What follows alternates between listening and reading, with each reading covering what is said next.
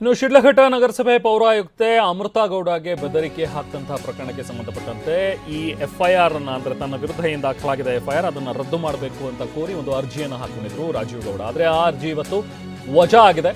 ನ್ಯಾಯಮೂರ್ತಿ M Nagaprasanna ಅವರಿದ್ದಂತಹ high court ಪೀಠ ಈ ಅರ್ಜಿಯನ್ನು ವಜಾಗೊಳಿಸಿದೆ.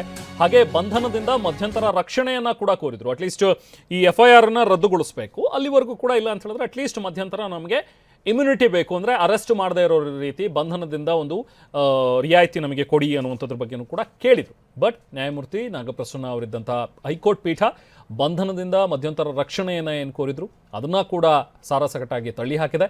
ರಕ್ಷಣೆ ನೀಡದೆ ಅರ್ಜಿಯನ್ನು ವಜಾಗೊಳಿಸಿದೆ ಹೈಕೋರ್ಟ್.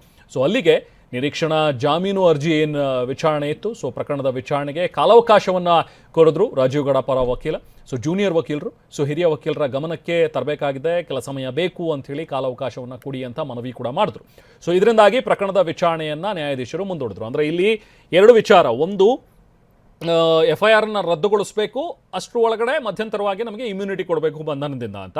ಇನ್ನೊಂದು ನಿರೀಕ್ಷಣಾ ಜಾಮೀನು ಅರ್ಜಿ. ಈಗ ಒಂದು ಅರ್ಜಿಯನ್ನು ಇವರು ತಿರಸ್ಕರಿಸಿದ್ದಾರೆ ಈಗ ಹೈಕೋರ್ಟ್ನಲ್ಲಿ. ಇವರಿಗೆ ಬಂಧನದಿಂದಲೂ ಕೂಡ ಏನು ರಿಯಾಯಿತಿ ಇಲ್ಲ. ಅರ್ಜಿಯ ಒಂದು ಎಫ್ಐಆರ್ ರದ್ದತಿಗೂ ಕೂಡ ಅದನ್ನು ತೆಗೆದಾಕಿದ್ದಾರೆ, ಅಂದರೆ ಅರ್ಜಿ ವಜಾ ಆಗಿದೆ. ಸೊ ಎಫ್ಐಆರ್ ಕಂಟಿನ್ಯೂ ಆಗುತ್ತೆ, ಜೊತೆಗೆ ಇವರನ್ನು ಯಾವುದೇ ಕ್ಷಣದಲ್ಲಿ ಬಂಧಿಸುವಂಥ ಸಾಧ್ಯತೆ ಕೂಡ ಇದೆ. ಈಗ ನಿರೀಕ್ಷಣಾ ಜಾಮೀನು ಅರ್ಜಿ ಅದನ್ನು ಮುಂದೂಡಿದ್ದಾರೆ. ಸೊ ಅದಾದ ನಂತರ ಇಲ್ಲೇನು ಸಿಗುತ್ತೆ, ಅವ್ರಿಗೇನಾದರೂ ನಿರೀಕ್ಷಣಾ ಜಾಮೀನು ಸಿಗುತ್ತಾ ಇಲ್ವಾ ಅನ್ನುವಂಥದ್ದು ಮುಂದೆ ಗೊತ್ತಾಗಬೇಕು.